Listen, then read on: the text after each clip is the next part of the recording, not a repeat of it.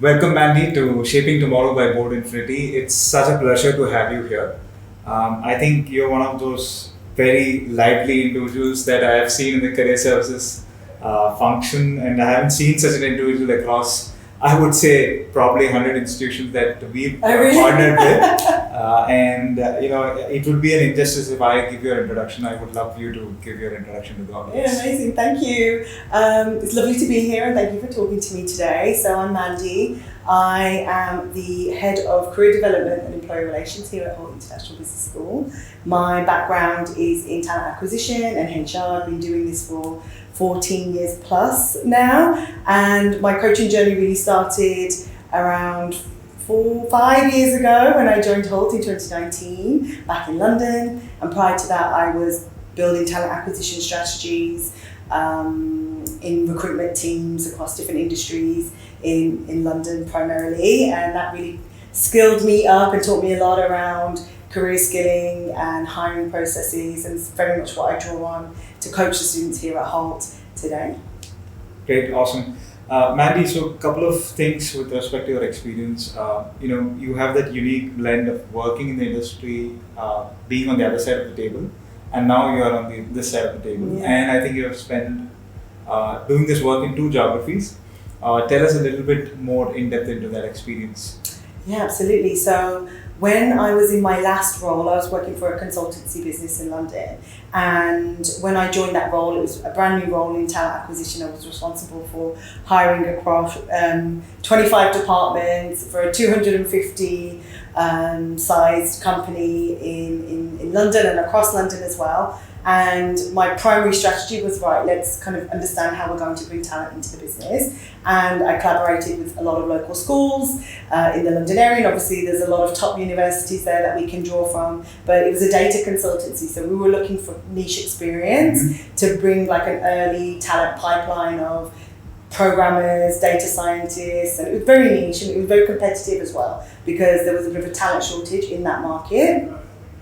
So as I was building these relationships with the schools, I recognised there's a gap between the company's need for talent and the schools' need to connect students to talent, and I really felt like I could bridge that gap. So that's when I started understanding, okay, maybe I can be that person. And I approached a couple of business schools, primarily rather than universities. I wanted to work with more of a senior profile of student, and I managed to connect with Hult, and then I've been here ever since. So when I joined Hult, I was looking after the BBA, so the bachelor program, and then also the marketing Masters in Marketing students as well. So I was commuting from our 2 campuses across London, which was a bit crazy. I'd never had to do that before. And coaching students on a one-to-one, delivering workshops in class. And then the pandemic happened and an opportunity came up in Dubai, and I was kind of sent here for a project.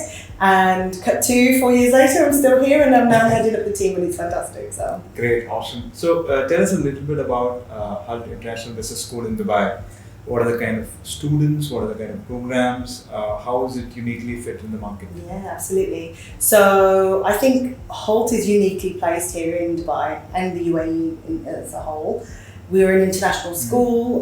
We have campuses in London, Boston, San Francisco, and Dubai.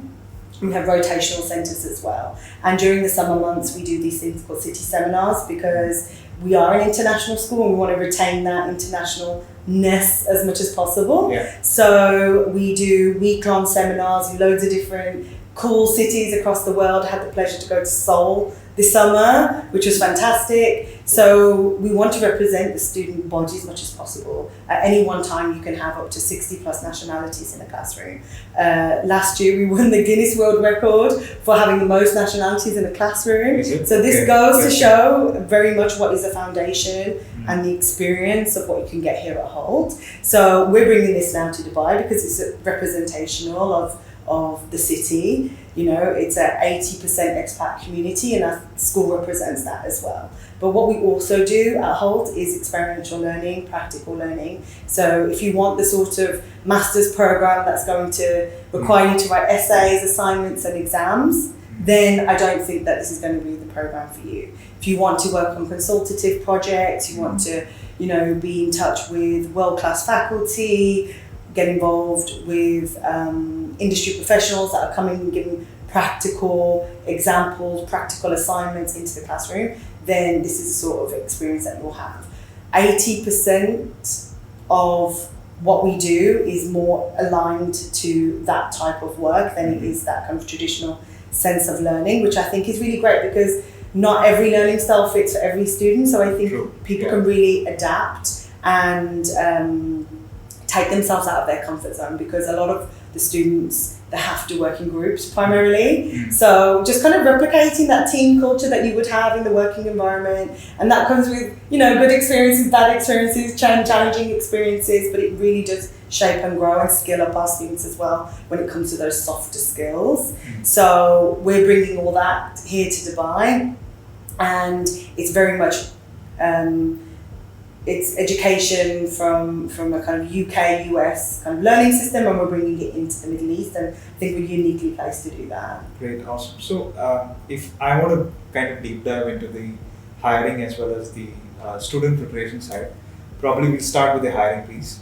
How have you observed the UAE hiring market, and specifically with respect to the student employability here?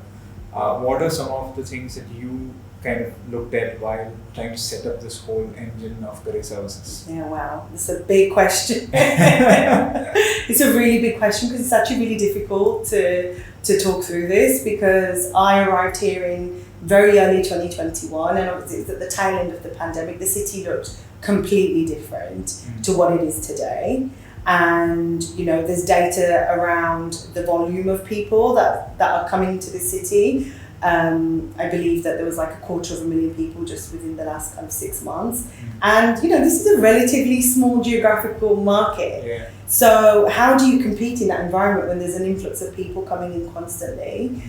I think that if you're studying in the UAE and you have the opportunity to do that for a year plus, you have a bit of an advantage over those people who are just coming to settle here, because you're understanding the market, you're putting yourself out there, you're networking in the market, you're allowing yourself to lay foundations, to connect with people, network and have success. And that gives you a bit of an extra advantage, I would say, than people trying to apply from outside of the job market. But it is incredibly competitive, and it is increasingly becoming competitive. And I would say there is a lot of investment in startups. You'll see across the city a lot of startup hubs that are growing, a lot of ecosystems that are being set up from loads of different industries. And I think DIFC is a really good example of that. But it's still very early stages. It's still in kind of almost, if we use a startup analogy, it's in almost a scale-up phase, but it's not a mature environment. And with that then comes the challenges that come with that as well. So when it comes to skilling, I have to really educate the students on what a good job looks like in this market, because the old way and the old perception of jobs in Dubai, it's changing because it's an employer-led market. It's not a candidate-led market like it used to before. So people can't make demands to say, give me a relocation package and 30 days holiday and all those things. I think the good days, the glory days, as people refer to it, I think it's slowly fading away because the demand is there. The talent pool is huge. So it's incredibly competitive. So when it comes to skilling up our students, we're really removing them from, say, the LinkedIn easy apply, press this button and send your application into the abyss. We have to really teach them on, okay, what is happening in the back end? How are hiring managers thinking? What are they looking for in their teams? How are you showcasing your value? How are you understanding what the future of work looks like? How do you communicate your story? And why should hiring managers pay attention to you over someone who is able to fill up their job perfectly, 100%, tick every box of all the things they need because they have a global talent pool to choose from, over someone who's doing their MBA right now, who is deciding to switch from one industry to another that they've never worked in? That's a challenge. You have to really be able to sell your skill set. You have to be able to communicate why you're an added value. And this is basically what we teach here at Hult Careers. it's skills for life rather than a transactional, okay, you've completed the program, I'm going to give you a job and off you go. We really want to build community here, and we call people who graduate from Hult Hultians. So we want people to be a proud Hultian, to go out there in the market and then pay it forward to those who are coming behind them. So we have this initiative, we call it Hult Hires Hult. So everyone who's come before has been indoctrinated, I would say,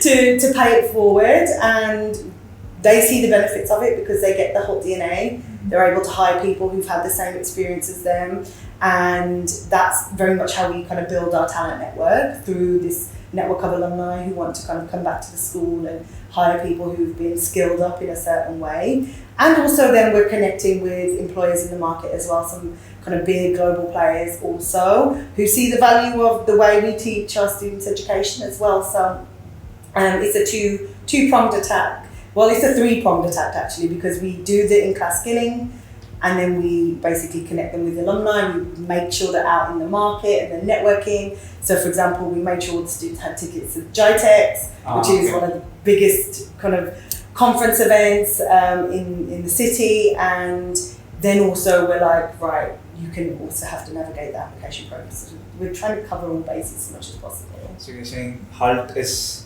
more like a cult? Hult Hires Hult is something which I've... Yeah, maybe that's how you want to interpret it, but not necessarily a cult, but it's a DNA, it's a mindset, and you only really know it if you experience it. So great, awesome. And if I'm looking at the hiring side, right, and if I look at some of the top kind of job roles you're trying to attract on to the campus, what are those? So what we service here, the programs that we have, we offer a Master's in International Business, we offer an MBA, full-time MBA, and a part-time MBA. And as of this year, we're also offering a Master's in Entrepreneurship and Innovation. So what we're doing is all very centered around business. So we're not diversifying into other areas, we're not a science school or anything like that. But what we do is skill up all areas of business, the full cycle. So a lot of the roles that we tend to see students gravitate towards, especially over the last few years, has either been around sort of like marketing, finance, analytics, consulting, tend to be the main buckets that they gravitate towards. Consulting for sure is everyone's top preference. Like the aspiration. When we survey the students when they first arrive, that's the first thing they say, I want to work in consulting. Then it's my job to educate them as to what that really means, and do they have the capabilities, the determination, the skills, the competitive edge to do that in this market, because it's very different to say other geographical locations, especially when it comes to working at Big Four and things like that. Is hyper competitive, because this, I always say, this isn't the market for career switchers. It's for those who want to elevate on the experience they already have, because Dubai is very fast paced, and decision makers, when they have an opening in their team, they have it yesterday. That need was for 2 months ago, and they've only got the sign off now, so they need people to come in and hit the ground running. That then, what does that mean for a candidate? It means they need someone who can tick the box precisely. How often is a hiring manager going to take a risk on a person? That requires relationship building. So this is stuff that we really need to ingrain into the student body, because this competitive nature of the city, I only see it scaling even more over the years and years. Which actually brings me to the second question. Is internship the primary route to placements? Or is it a mix of both? I think that it's your best bet, I would say. Yeah. I think if it's kind of like that try before you buy attitude, especially when we talk about this concept of risk, because when you're being hired in the UAE, it's not just I'm hiring you and paying you a salary. I'm also sponsoring your visa. I'm also, giving you health insurance. There's all these other benefits that you get as an employee. So in that instance, you're a big cost to my business. So it's really important that, the students are able to prove themselves beforehand, especially if they're doing something that they haven't done before. We really encourage internship culture here at Hult. And being in the UAE, you're able to do it anytime If you're on a student residence visa, you can do an internship anytime from the moment you arrive to the moment you graduate. So it really opens up a lot of opportunity for you to build your skills over the years. Obviously, if the students are able to manage their time. Our program is incredibly intensive. So the opportunity to do an internship maybe allows for 12 hours maybe, if the company is willing to be flexible. But from kind of May onwards, they get an opportunity to do it for like 3 months. And this is what we push to our students as much as possible. We're like, get yourself out there, build some local experience, and with the view for that to convert. And, you know, I would say 60% of the time it converts. And if it doesn't, you know, you've got the skills to then go back out into the market and try again. 60% is a good conversion. I think so as well, yeah. Interesting. So if you look at from the student perspective side, right? I know students will have like a lot of aspirations. How do you kind of tell them the right picture that, you know, this is how it is, and how do they perceive it, and how do you make them understand that? Yeah, so we at Hult, we have a bit of a roadmap. We call it a roadmap, and it's 4 categories. So when we're thinking about what we're going to teach the students, it follows this structure. So we start off with reflection exercises, and this is very much what we're doing right now. It's the start of term. Our students joined us at the beginning of October, so we're having a lot of in-class conversations about self-reflection, you know, creating disc profiles, 16 personalities, really understanding, okay, what are their strengths, what are they good at, what does meaningful work look like then, what's their value system like, because it's an amalgamation of all these things that will help them identify the right place for them. So we start off with self-reflection, especially from my side when I'm coaching. I really want the students to really understand, okay, what are my strengths and how am I going to apply this into the real world? And where do I need to develop myself as well? Because obviously they're in an educational program, but they might need to do some extra skilling outside of the program as well. And we need to kind of identify what their commitment is for that as well, how seriously they're taking it, because in an environment like this, it's critical. So after that, then we move on to accelerate, where you're where you're out there observing the market. So this is when you're doing your market research, you're understanding which local employers are based here, what's going on in the market. So they do the research. 100%. And we will help them. We'll Very nice. arrange some events. We will bring some speakers to campus. We'll bring some companies to campus to showcase what's going on. But we really want students in the driving seat. They need to own their career journey. We're going to help them. We'll be the passengers and on the side, guiding them. But it has to be them driving, because each student wants to do something different. And how do you service, 400 students? Really difficult. So we really need them owning their experience. And then when we come back into the spring semester, we're accelerating. So we're like, right, get out there in the market, have a job search plan. It's almost like a business strategy for your career. Make sure that you understand who you're going to target, what you're going to say to them, how are you going to communicate your professional brand. We do some personal branding activities in the classroom. And then hopefully, come the end of term, we're approaching April, May, June. These students are out there in the market securing internships and jobs and able to kind of put everything into practice. So this is, you're saying, let's say that students are joining in October right now. Yeah. For them, it's the next to next April. It's a 10-month accelerated program. Oh, okay. Especially for the full-time MBA. If anybody wants to consider doing a full-time MBA at Hult, it's an intensive, full-time accelerated program. And we don't make it easy for you. We really make you earn that MBA. So it's a 12-month short journey that they have. Yeah, less than a year. But it's worth it. It's everyone who I've seen go through the door has come out kind of transformed on the other side in some way. And it could be communication, it could be from just a learning perspective, it could be from a confidence perspective, but there is a transformation of sorts, yeah. Excellent. So Mandy, apart from work, what do you do? How do you wind down? That's a really good question. So I also have my own podcast. Yeah, I know that. It's called For Those Made to Do, and we unpack business opportunities, business in the region. It's very UAE GCC focused, and we created it for the students primarily, just so they could understand how to navigate the market, and also we're learning a lot as well. So a lot of time gets invested into that. I'm also doing my own MBA right now, part-time. Is it? Okay. Yeah. So that's eating up the other spare time I have. So not much time for fun, but otherwise you'll see me at the beach or out for a nice brunch or breakfast and just enjoying the sunshine. Yeah. Great, awesome.